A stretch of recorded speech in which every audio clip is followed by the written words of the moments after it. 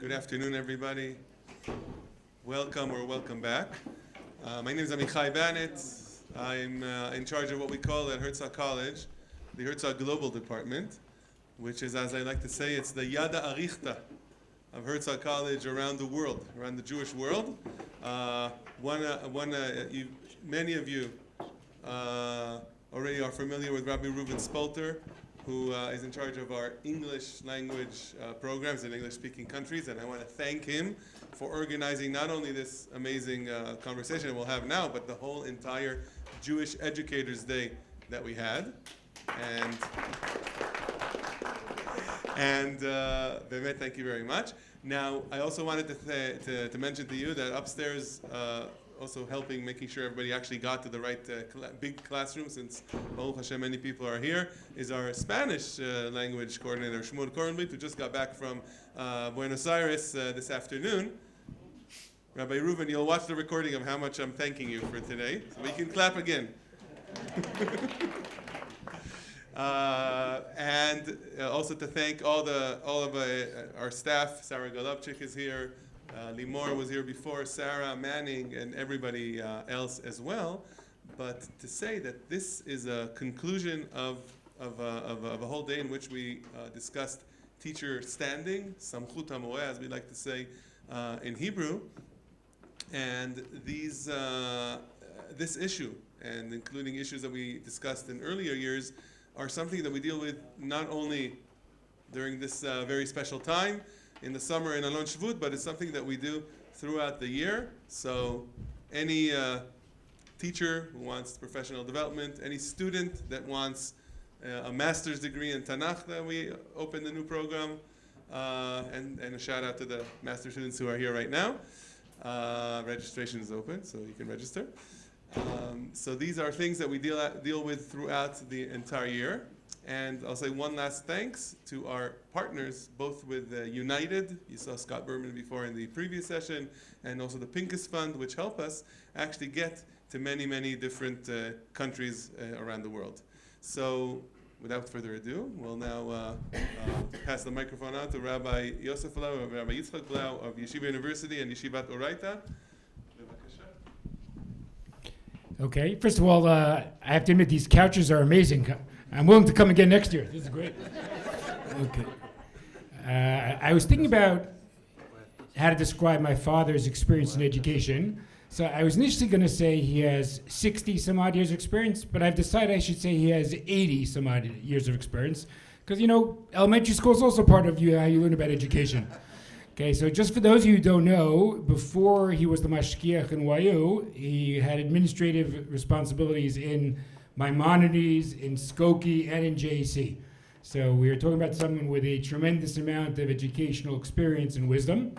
And I guess I'll start by asking him a question.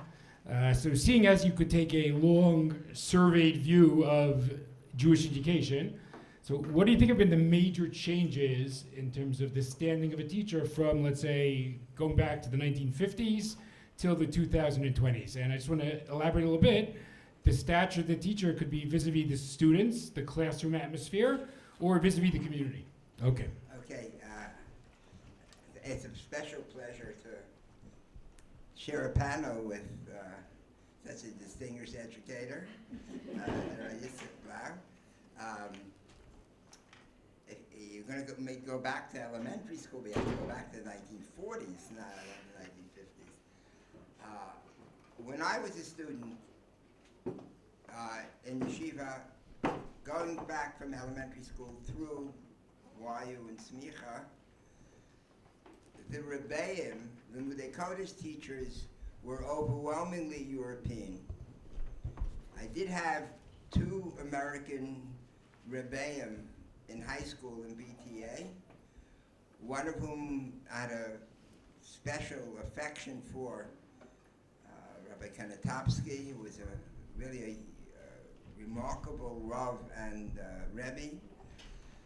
I mention that because that was critical to understand the relationship we did or didn't have with our teachers.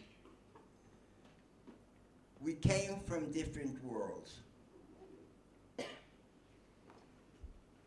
we did not, in general, understand the world that our Rebbeim came from. I was born just before the Second World War. If you were American and you didn't have a close relative in the Israeli army, you didn't really experience the war.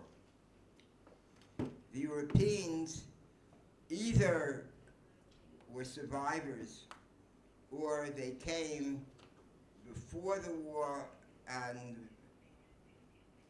left behind many of their families. They didn't have life experiences that were in the slightest bit similar to ours. And therefore, the level of communication was limited outside the formal classroom structure. The second factor was, when I was a student, it was unheard of that anyone would teach them with a Kodesh in English. That was not an option.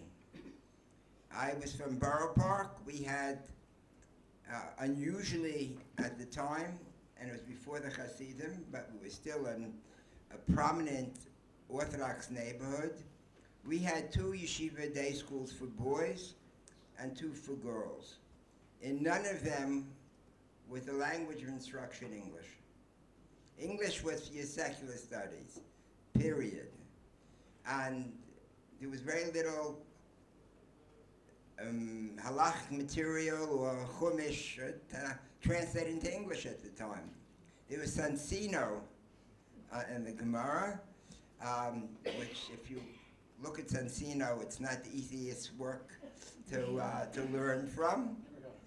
And if you wanted to figure out a term in the Gemara, you learned how to use Jastro, which is a challenging proposition. So how did we relate to these Rebbeim? The truth is, we didn't really relate to them. They were just there. They were different. Some of them were very successful in teaching us, and their knowledge inspired us. Others had difficulty controlling us. But outside of the actual classroom, there was almost no communication. The notion of informal education didn't exist in the school. There were programs outside of schools. I was brought up in the Young Israel. I became active in Bnei Akiva, but those experiences had nothing to do with the formal education experiences at all. So when we talk about relating to teachers, students and teacher relationship, we're talking about different worlds. I don't know if anything in my experience as a student is relevant today at all, with the exception of someone, an Israeli teaching in an American school and an American teaching in an Israeli school. But if you're teaching in the country that you come from, so then chances are you've had very similar life experiences to the students. Now, from the time that I came to yeshiva, which is only 48 years ago, the yeshiva shifted to having essentially all American Rebbeim, except for Rav Goldberg, who's the exception. The vast majority of the Rebbeim in the yeshiva are graduates of YU. So they know exactly what it means to go to college and yeshiva at the same time. They've gone through that experience. So it's a very different situation. In terms of showing respect for Rebbeim, this is very interesting. I've been dealing with college level students for so many years, so I'm going to talk about it, even though I know it's very different on younger ages. The students come back from Israel, and they've picked up all the formal kinds of respect that you're supposed to show, right? A boy in yeshiva, when he asks the Rebbe a question, will refer to the Rebbe as, what does the Rav think about this, or what does the Rosh Yeshiva think about that? We didn't even know enough to use the terms. This was not part of our vocabulary at all. On the other hand, in some cases, such as those of us who were zocher to be exposed to the Rav, we were in absolute awe of the Rav. Not formal expression, but actual awe. So I will take 1 minute more, because I don't want to dominate, to tell a story that my wife has heard from me 100 times. My first conversation with the Rav, which had no substance to it. The Rav used to come to yeshiva 2 days a week. I'm talking about in the 50s. He switched to 3 days a week in the 60s. He came on Tuesday morning, gave shir. Tuesday night he went to Mariah and said shir for Balabatim. Wednesday morning he said shir again, and then flew back to Boston. The Talmidim, he had a conversation with his Talmidim, and they said, what would you like? And they said, well, you're like a visiting professor. We can't ask you questions. You come and go. So Rav said, you're right. I'll come back to the Beis Medrash Tuesday night after the Shir in Maria, and I will be in the Beis Medrash. To be honest, those years, not like today. The Beis Medrash in YU did not have too many people in it at night. But of course, Tuesday night, if the Rav was coming in, his whole Shir had to be there. On a particular Tuesday night, and I was a freshman in college. I was already 17. I just turned 17. The Rav comes in, and he asked, and the Rav was not good at small talk anyway, and so he talked to learning, and he asked the boys a certain question. I can tell you what it's about, but it's not worth our time. But it was a technical question about an interpretation of something in Rashi that was not found in the Gemara they were learning. And to the Rav, learning something meant you looked up everywhere was quoted in Shas automatically. You didn't just look at the one place. And he wanted to know where the Rashi had learned it differently. And no one knew the answer. And the Rav in his younger years used to get excited. And he got upset because the people weren't doing their job. It so happened, the shir that I was in and the Rebbeim were afraid to teach the same Masechta as the Rav. They weren't going to compete with the Rav, so we learned a different Masechta. It so happened we learned the Masechta where the Rashi was. And my Rebbe had made a point of pointing out that the Rashi here is different from everywhere else in Shas. So I knew the answer. My Rebbe had said so. Can't be better proof than that. But I didn't want to say anything. I was a kid. But no one answered, and the Rebbe was getting excited. So it was my big moment. And I'm sitting in the Beis Medrash with the Bava Kama open on the right page. And I stand up, and I'm such awe, I can't say anything. So I walked over to the Rav, put down the Gemara, and pointed to the Rashi. The Rav looked down. He was still saying shir in Yiddish. I hope this is not too much Yiddish for anybody. He said gerecht, which means correct, and that was it. All right? This is not formal respect.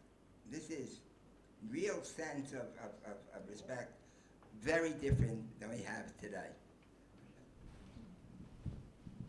Okay, before I shift gears, I'm actually going to ask two follow-up questions. Okay, so you mentioned the shift from Europeans to homegrown American rabbinic talent. So getting back to the larger structure here, how did that impact on, maybe you talk about the students, maybe how the parents would interact with Rebbeim? Did it lead to greater respect or less respect? And also, obviously it creates a gap. Was there an element of students connecting to a lost world? We could hear about the Mir Yeshiva, we could hear about Slobodka. Was that an appeal at all? An excellent question. It was something lost, right? That connection to what European yeshivas really were, not what you read in a book, but to have a Rebbe. I don't want to tell stories, but a quick one again. When I took my bechina for YU, and the bochen was Rav Mendel Zaks, who was the Rosh Yeshiva in Radin and the son-in-law of the Chafetz Chaim, none of which I knew. I'd come from the Brooklyn High School, and this was a man with a beard, you know, who smoked half cigarettes, and spoke with a Litvischer accent, so his shins and sins were very confusing. And he gave me a bechina. Afterward, I happened to have had one cousin whose great-granddaughter's in the room, who learned in the Mir, came from America, learned in the Mir. And he asked me on Shabbos what shir I was going to. And I didn't know, they hadn't told me, but I had picked up names of Rebbeim. I had to pick up something from the test. So I picked up the names of the Rebbeim. So I told him I was an ambitious kid. I wanted to get to the second year base measures, not just first year. Yes, there were levels those days. The second year Rebbe was Rabbi Gorelik. The first year Rebbeim were Rabbi Bornstein, Rabbi Fishman. He got all worked up. He said, "Did you know who these Rabbanim are?" The answer was, of course, no, I had no idea who they were. They were just names to me. He said when he was in the Mir, and they sent the 5 Mitsuyanim to learn privately with Rav Elvel for a couple of years, they were 3 out of the 5, right? And they were first year and second year base medrash in YU. So it gives you an idea of the level of Talmidei Chachamim that we had in the yeshiva. Whether we understood it or appreciated it is a totally different question. It was very different. When you start getting American Rebbeim, and I think it's even more so now, because when I came back to YU, most of the Rebbeim were already American in '77, which is 48 years ago. Now you have many parents who went to yeshiva together with the Rebbeim in YU. So while their sons may be very respectful, often the parents say, I could have stayed and become a Rebbe also. I was in Shir with Rabbi X. You know, I wasn't any inferior, but I wanted to become a doctor. I wanted to become a businessman, but I could have done it. And therefore, there's probably far less respect coming from parents now than there was before. Now, there are other factors that are operating. This is just, you know, one consideration. All right, so I'm going to shift gears a little bit and ask you about some trends in modernity and what impact you think they're having. So I think one can say that as modernity progresses, we seem to be less enthusiastic about authority, right? That if you lived in the Middle Ages and you had the Catholic Church and the king, so it was a more authoritarian society. So how does that play out in the yeshiva educational world, right? This larger modernity theme against authority. And even more specific, obviously in the modern Orthodox world now, there's a lot of discussion about what kind of salary could support the modern Orthodox lifestyle. Okay, I've had students tell me there are only 4 professions they could go into. It's been very depressing conversations. I hope that's not correct. Okay, but does that play a role also in the sense that, Rebbeim you're not surprised. Rebbeim were not one of the four. Okay, so does that also play? So again, so I want to ask about attitudes to authority in modernity and the role of affluence in the community. Does that impact on how teachers are treated? I think we have to distinguish on the levels of education. As I said before, the boys and the young women as well in Stern come back after a year or more in Israel. And they have a very different attitude towards the Rebbeim. They've picked up, on the contrary, some notion of, even in the modern Orthodox world, that the Rebbeim have Das Torah, and therefore are absolute authorities. But if you go to high school kids and elementary school kids, that's a different story entirely. So it's really opposites. You know, you have in high school the kids, you know, and their parents look at the Rebbeim as people who couldn't make it and are living different lives. There's a story that's told. I'm not directly involved. You may remember it because you taught in American Yeshiva Flatbush, of trying to convince a student to go on when Yeshiva Flatbush moved into having many more Syrian students who were business oriented. And a high school Rebbe saw a very bright kid who wasn't even going to go to college, let alone to yeshiva, because he's going to go in the family business. And he tried to encourage the student, and the student said, what kind of car do you drive? And pointed to the car that the senior in high school was driving. That was so much nicer than the Rebbe's car. And it's moved from the Syrian community broader now.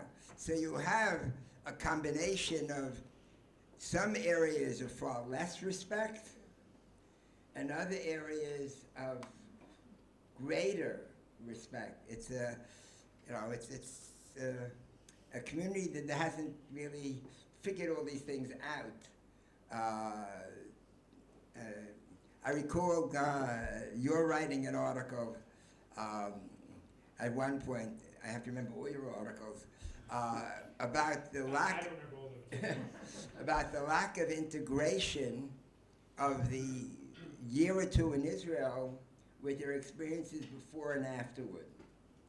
And I think that that does lead to a certain amount of confusion, where in America you think one way, and then you go to Israel and everything is different. Then you come back to America, and how are all these things supposed to integrate? And obviously many students figure it out, but systematically, no one's worrying about it. I think you're the only one who brought it out that there is a lot of confusion. There are a lot of things that the society has changed. You know, not just in terms of respect to authority, but also the wealth of the community is accompanied with concern about money. So when I went to Yeshiva Elementary School, my impression was that the parent body in Yeshiva Elementary Schools, and then again Yeshiva High School, were lower middle class. There always were a couple of people who had money, right? Who we thought were super rich, but probably by current terminology weren't. But then they were the rich families, all right? But there were low income, middle income. So the fact that the Rebbeim didn't make any more money didn't make them too much different than anybody else. Nobody had very much money, and while tuition was obviously much lower than today, comparably for what they made, it was hard to pay the tuition. And I really didn't hear people complaining that it's too expensive to be an Orthodox Jew. Now, it is true that going to summer camp was a big luxury. And I remember going to Mosheva for part of the summer, Moshe at that point had 3 trips. 3 weeks, 2.5 weeks, and 3 weeks, because no one could afford to pay for more than 3 weeks. And this was an organizational camp that had tents and didn't have any bunks, and therefore was run very minimal expenses. But people didn't have the money. So it's to me it's disturbing that the concern about the cost of being a modern Orthodox Jew is so much greater now. Now, to be fair, we're talking about a much bigger community. And, while not every student who went to yeshiva was really interested in going, certainly the number of parents who sent their kids to the yeshiva education was a small fraction of what we have today. And it meant parents who were really committed to it because it wasn't the obvious thing to do. Today, I should be careful saying it because I probably come from one of the few communities where it was obvious that you send your kids to yeshiva, at least through elementary school and likely through high school. But everywhere else, there was a struggle to fill the classrooms. Right? If you want to know why outside of New York and in some neighborhoods in New York, a large majority of the schools were co-ed, it was not ideological. It was very practical. With co-ed classes, you had a chance to have enough students to have a school. And if you only restrict yourself to one sex, then you have no school at all. So it was a very, very different world. But so many things are now taken for granted. It's taken for granted that you're going to send your children to a camp for a summer.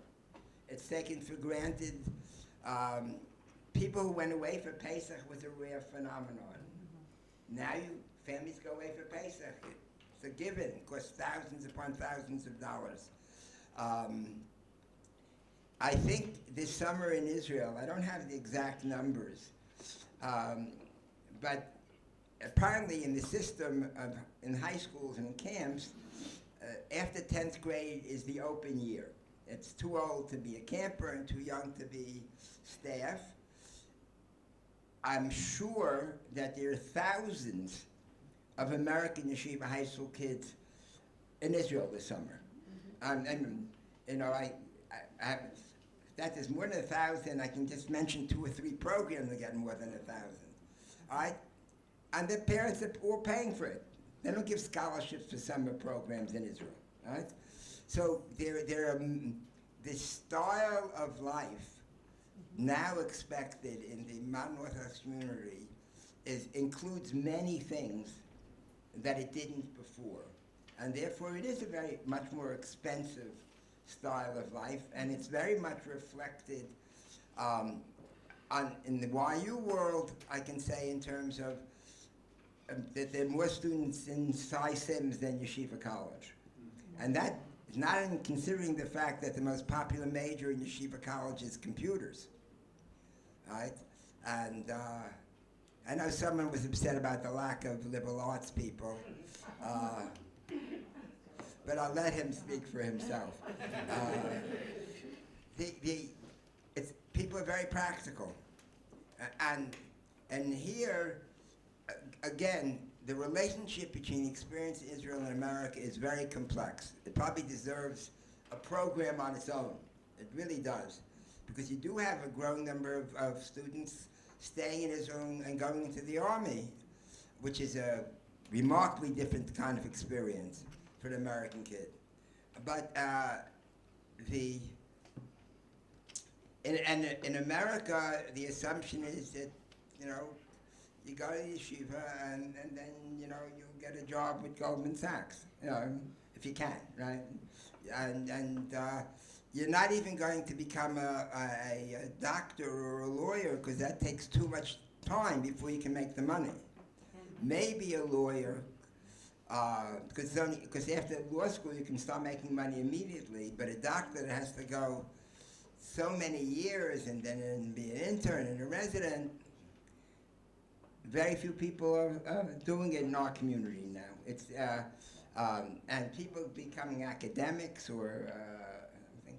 When I went to Yeshiva College, maybe I'm exaggerating my memory, such a long time ago, but to the best of my knowledge, the overwhelming majority of students either stayed for smicha, not that many, or went to graduate school.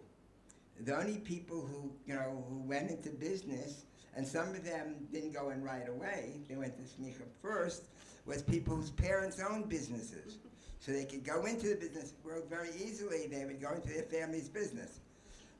It was just so different, the mentality. It came from a different world, which has other kinds of consequences in terms of how education is viewed. Education is viewed now on very practical, pragmatic terms. Now, this is far from unique to the Orthodox community. You know, the discussions in America is how much money is it worth to send your child to a college? And if you go to a better college, can you balance the extra costs with how much more money you're going to make? You know, everything is dollars and cents. It's a materialistic society, and our part of the society isn't that much different. So it's, societies change. Now, I'm describing 60, 70 years of differences when there are ups and downs in the atmosphere. You know, there was a very activistic time of the student body.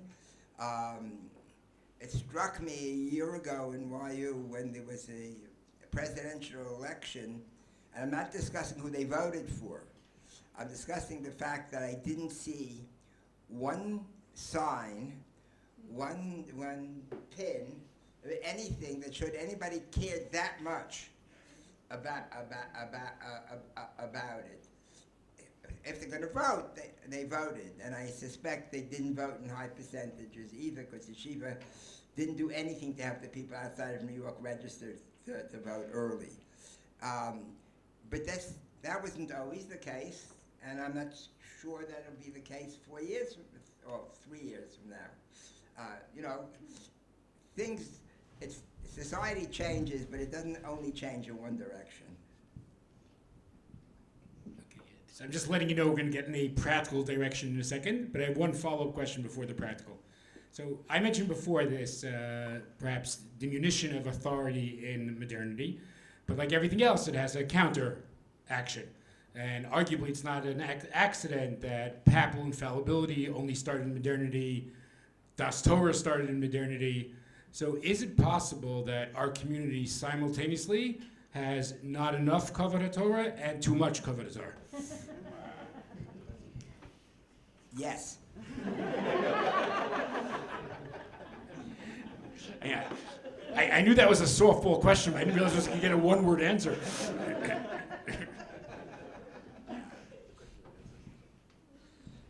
It's a sore point for me.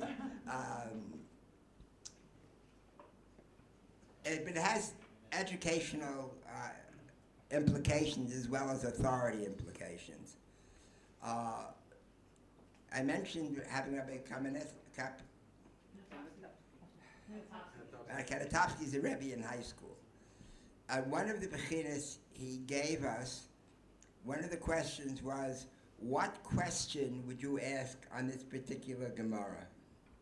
Which stunned us. But it was reflective of a world where asking a good question was often better than giving a good answer. And you were encouraged to ask questions. You know, you didn't say you want to say anything stupid in the Rebbe Shir, but you could certainly ask the Rebbe a question on what he said. And you were expected to ask questions on what the Rebbe said. That type of intellectual curiosity is disappearing. A conversation I had with a grandson who I had the source of learning with in Israel the last few months. He was finishing his second year here. So he mentioned one of his friends going back to YU wanting to go to a certain Rebbe's shir. So when he said to the friend, but you know that Rebbe speaks the entire time in shir, right? He doesn't have anybody read, no one comments, no one asks any questions, he just says shir the whole time. To which his friend responded, well, that's what I want. I want to hear his Torah. So my grandson was too kind to say, well, why do you have to go to YU? You can listen to it in YU Torah and go anywhere else you want if all your goal is to hear what the Rebbe says. But that's very much in style. If you ask me, one of my greatest concerns is that we have many, many more people learning Torah, many more people having knowledge they had before, but my sense is not only proportionally, but in absolute terms, less people who really know how to learn. Because that's not what counts anymore. Now this is, we're getting to delicate areas because in the Haredi world, when everybody has to be in yeshiva, of course, you can't demand that everybody know how to learn. You only have, hopefully, can demand they sit in the room. They say. But even in the YU room, it's all quantity. It's all quantity. So on one hand, it is so much. You walk in the Beis Medrash at night, and if you hadn't been in YU for 30 years, you're floored by how many people are learning in the Beis Medrash at night, in the night Seder. But at one of the last meetings, Rebbeim meetings that I attended, one of the topics was complaint by the night Rebbeim. Now you need night Rebbeim because who complain that they never get any questions beyond, I don't understand what the Gemara says. They don't get any questions as I have a kasha on Tosfos, right? Or I learn something that contradicts this. The questions, they're accumulating extra knowledge and Bekias at night, their ability to think, to ask questions, to put bits of information together is much less than it was in my day. And I realize nostalgia distorts. Okay, I'm going to move to a practical question. Let's assume that we'd like to encourage more people to go into education, and we'd like those currently in it to feel better about what they're doing. So I'm going to raise some possibilities of what we could do. We could try to raise salaries. We could try to find some way to give them more of a stature in the community beyond the question of finances, or some third category. What would you suggest we could do to try? By the way, in Israel right now, there's a tremendous teachers shortage. I'm not sure what's happening in the American scene. So what are some practical suggestions? Okay. Look, in America, the modern Orthodox school system has always functioned with a lot of Haredi teachers. And that's because in the Haredi world in America, in contrast to that in Israel, the notion of one spending one entire life in the Shiva system is extremely rare. Even the people in Lakewood, they may spend 5 years, 10 years, and then they get a degree at night, to get a job. And many of them teach because they don't have skills to do other things. So we're not producing too many, we never produce too many of our own people in the teaching system as well. Certainly, I would suggest improving salaries, but realistically speaking, schools are finding a difficult time paying the bills. How the expenses grew, I don't know, but you certainly see really beautiful, expensive buildings in the yeshivas. When I was in high school in BTA for the first 3 years, the gym was a converted garage, so the basketball court wasn't the same size on both sides. and when we moved to Flatbush in the senior year to take over a school that closed down, we didn't have recess during the rain was a problem because we didn't have anything indoors. Yeah. And now,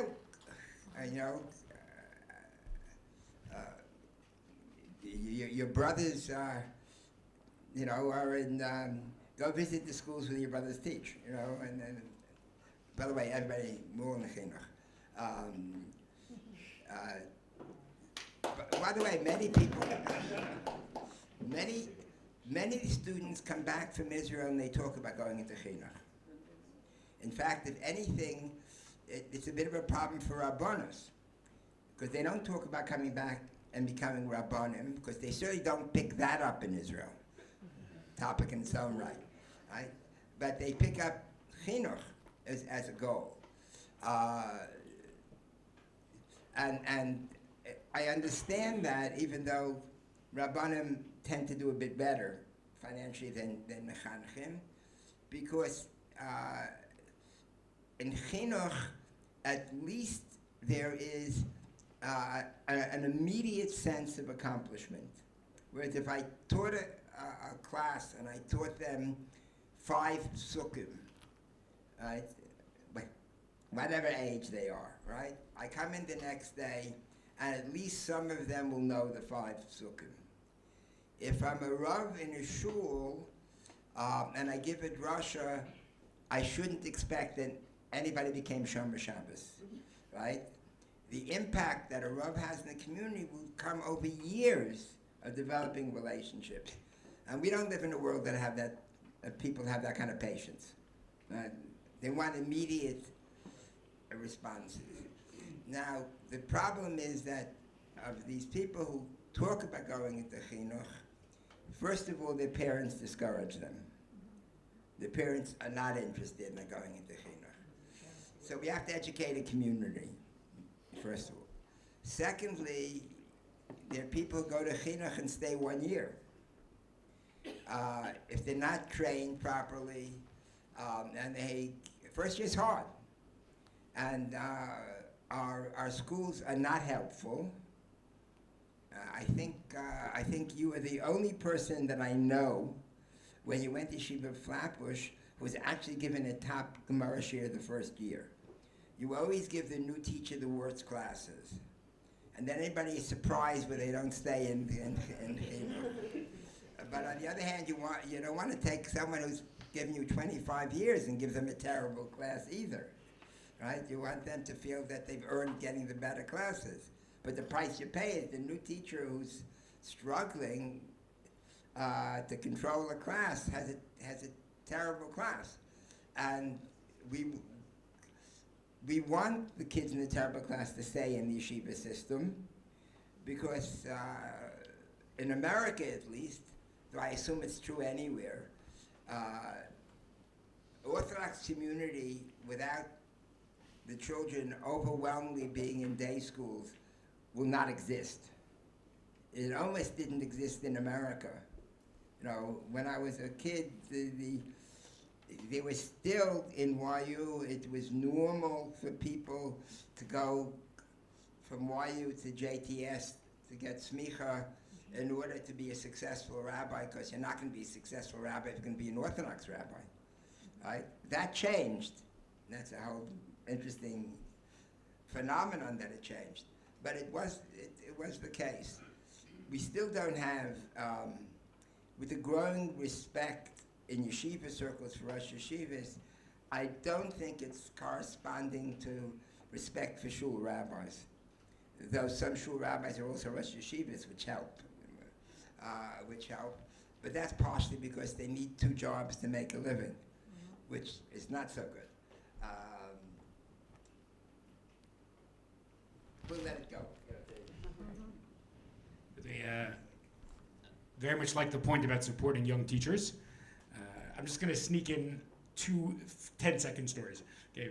You're allowed to speak all the time, right? Yeah. In terms of encouraging children to go into Chinuch, so I have a friend who taught in a predominantly Sephardi school, not Yeshiva Flatbush, and one day the parents complained that all the Rabbeim were Ashkenaz. It's not fair, they're not getting exposed to Sephardi Torah figures, which is a fair question. So my friend got up to this room of parents and said, who in the room would like their children to go into Chinuch? And when nobody raised their hand, he said, okay, you're going to have Ashkenazi Rebbeim.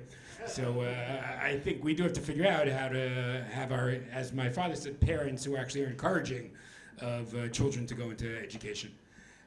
The other thing I wanted to say, my father mentioned that my brothers and I went into education, and I think that also might be a little window of how one can do so. And if you ask me how it happened, I think the answer is obvious. It is not because my parents came home and said the only good profession is education. It's because my parents came home and it was evident that they really liked and valued what they did. Like if a teacher comes home and says, I complain about my salary, and I complain about the kids, and I complain about the parents, why in the world would the child go into education? Right? But if the parents come home and it's clearly, and I should give my mother credit, who's sitting right here also, okay?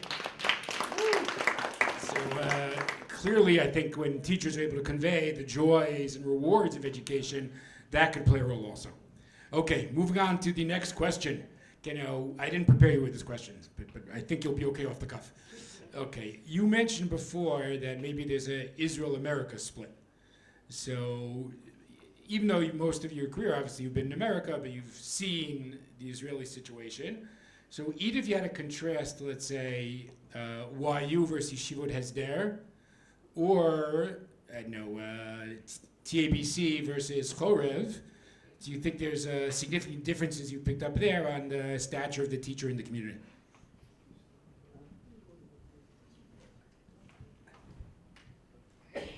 I'm not comfortable to respond on the stature of teachers in the community here in Israel.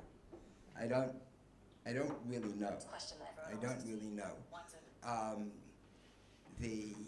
I will make the point that a lot of that in America we do lose some really quality rebbeim and their wives, who are often wonderful teachers as well, to go to Israel. And it's an interesting question, because how many of them will be successful in Chinuch in Israel, except for those who teach Americans in Israel. And I assume that number is just limited in size. The whole interaction between Israel and America, in the terms of the modern Orthodox religious Zionist worlds, and the very fact that the two terms are not exactly the same, is one that should be analyzed more and pursued more seriously. Unfortunately, the vehicles for communication, and this is one of the few, between the American and Israeli educational and modern Orthodox communities is far less than it should be. Yes, people experience both. Israelis come and teach in America, and Americans learn in Israel, and some come on Aliyah, but there's really no serious dialogue. Last summer, with your mentioning it to me, I went to a kenes in Sa'ad, which was really dealing with issues facing the religious Zionist community in Israel. And it was a fascinating experience, but I would have to say that almost none of the American Olim who were in Israel and teaching in Israel were there. And the few who were there not to participate, they were there because they were honoring Rabbi Riskin, and people from Or Torah Stone came because they were honoring Rabbi Riskin, but they weren't really in part of the conversation.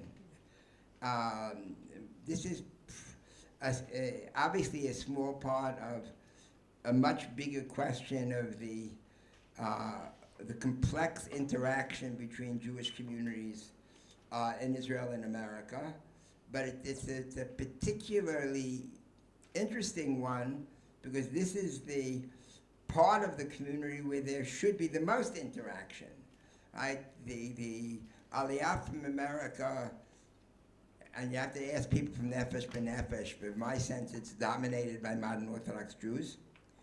And I know at least one of the Moshavot that was almost not going to open this year because if the war didn't end in time, they didn't have any of the entire upper staff. It was one in Canada, so it's not America, but Canada is America, except in the eyes of President Trump. But in America's eyes, Jewishly, Canada and the United States. You know, in YU, a boy from Toronto and a boy in Chicago are the same out-of-towners.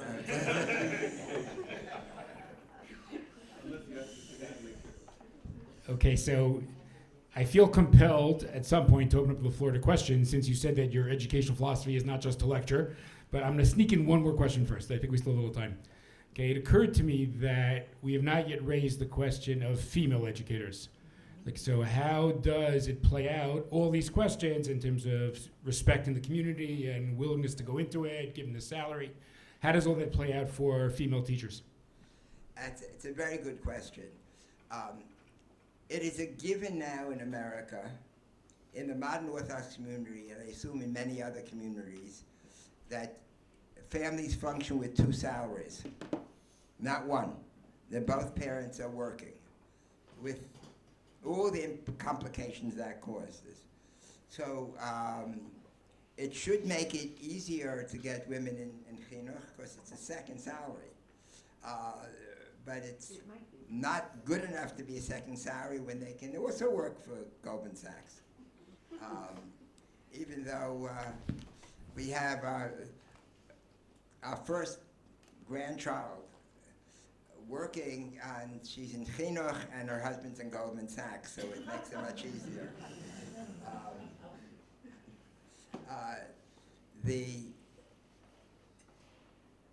We always had a certain amount of women teachers. There weren't enough men in teaching. If anything, greater Frumkeit now means that you have to have a Rebbe for in second grade before you can have a woman teacher in the lower grades. And we have, on one hand, there are more women. In other words, when I've been going to Stern for the last number of years, there are a number of women who want to teach. You know, there's someone in the room who can talk more about it than I can, that's for sure. There are more women who want to teach.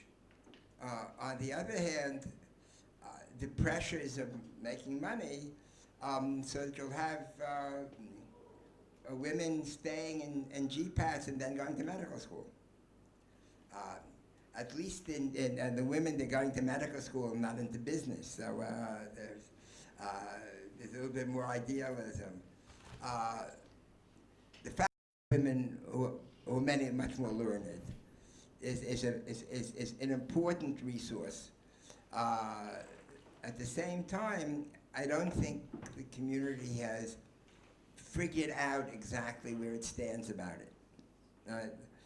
One of the reasons that I went down to Stern for the last 12 years was the sense that the students had that the quote-unquote important rebbeim are teaching boys uptown. Whether they actually knew more than the teachers that they had in Stern or not was not relevant. It was the perception that women's education is still not primary. Will that change? It's a really good question. You know, there has, you know, the story of the 20th century. In the Haredi world, the story is told. A discussion about who is the most important influence on Jewish education in the 20th century. And when someone suggested Sarah Schneer, they all agreed yes, that by starting a Beis Yaakov movement, by creating a movement of women who would support their husbands learning Torah, it transformed everything. But in the 21st century, it's become more complex. And the modern Orthodox community in America, and I can't speak for Israel again, though I suspect it's somewhat similar,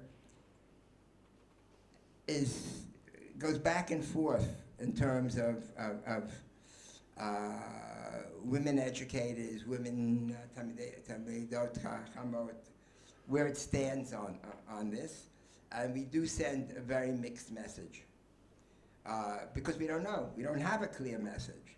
So I can answer what I think, but that just represents one person or maybe one family. Okay, we have about 8 minutes left and time for some questions. Please. I think we've been in an enormous Yeah, you change. can When hold I went to Central in the 1960s, I think we had almost no women teachers filling the day coders except for that was it. Now, after teaching in Central for many years, there were almost no men. We had to go out of our way to look for men to teach the women. It was all women, and many of my students have told me that there was an overload of teachers, of women teachers, and that's why they're not going in. Not because they don't want to, there's too many women teachers, and so but they said we're like a dime a dozen. They can pick anybody. There's been, maybe that's because of the two salaries, whatever. I think there's still a lot of idealism, but there's been a real change. There's been a real shift. Okay. I just want to make Maybe two. just add that before you Yeah. answer. I think there's a connected comment. When I was graduating college and my friends went to medical school, there were 2 women out of 100 people in the class. When my daughter-in-law went to medical school, there were more women Yes. than there were men. So the opportunities for women have opened up so that the women, and I please don't be insulted women, like the brilliant women aren't necessarily saying, oh, teacher, that's what I want to be. They're going to medical school. And then to add to that, there was a magazine, a Frum magazine, and I won't identify it, that had a whole thing about teachers a couple of years ago. And one administrator said, what are we supposed to do? Teachers today expect to make a living. And and that's why we have to get quality people, because we have to pay them. It was like, if this is what administrators are saying, like Mrs. Newman used to say, mix your metaphors, that if you pay peanuts, you get monkeys. Okay, I'm going to comment on both questions. I'll start with the second question.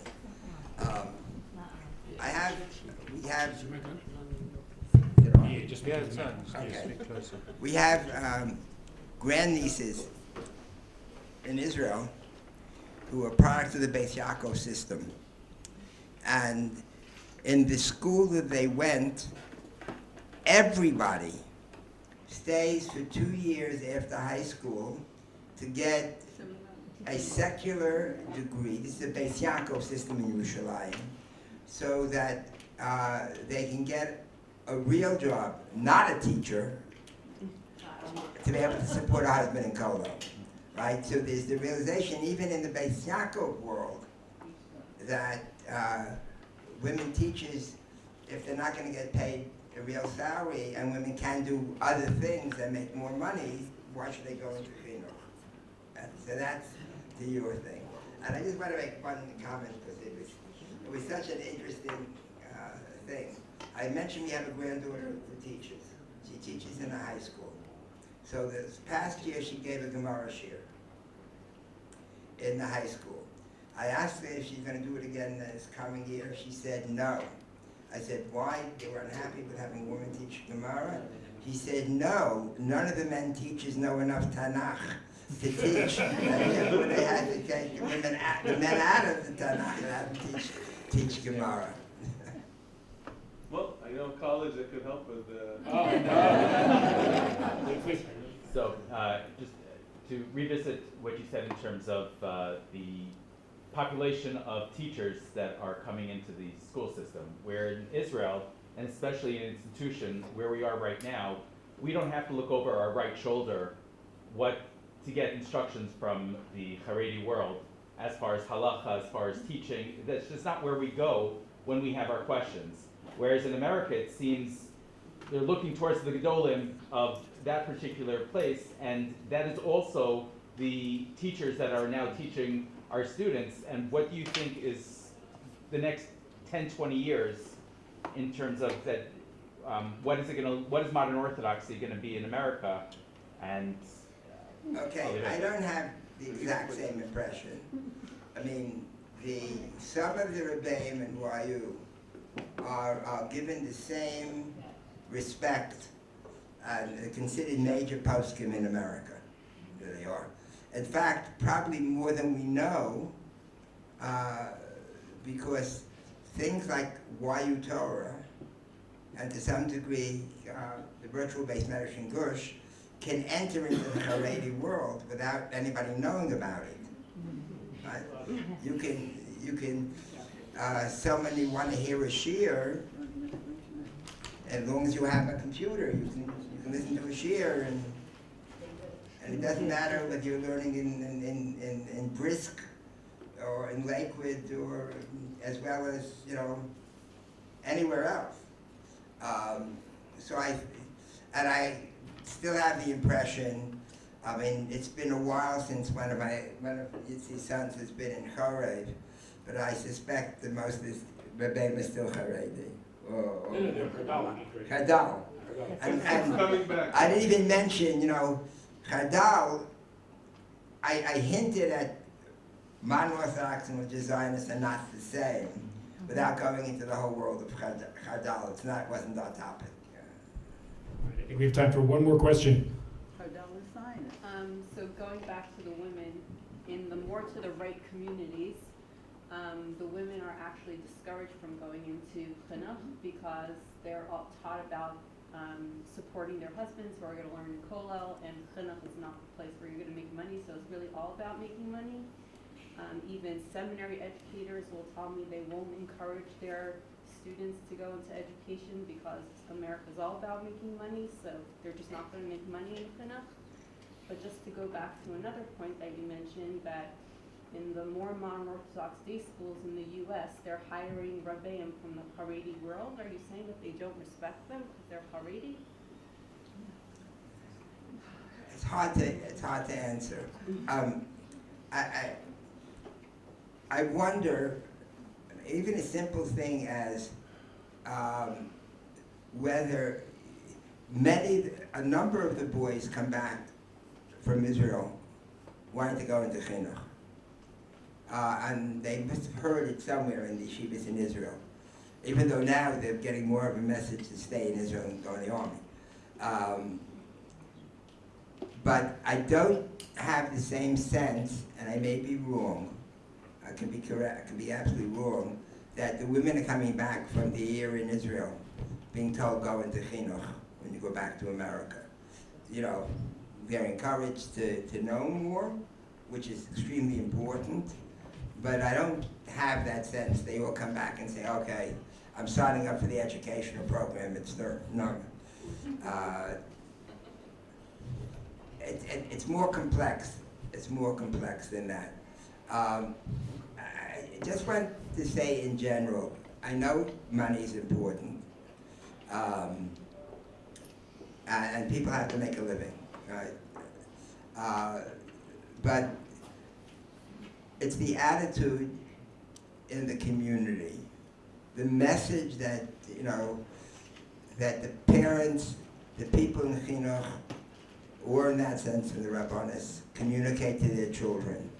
It's the attitude they hear from other children. They hear, oh, your father is a Rebbe in Yeshiva, wow. Or your father's a Rebbe in Yeshiva, what's the matter with him, right? And kids mimic what they get told from their parents at home. It's been my feeling about almost every issue that the atmosphere in the community is the critical component in how we view almost everything. And if we don't change the mentality of the community, even the technical improvements which should come are not going to determine it, right? Certainly, and don't say it was always better, right?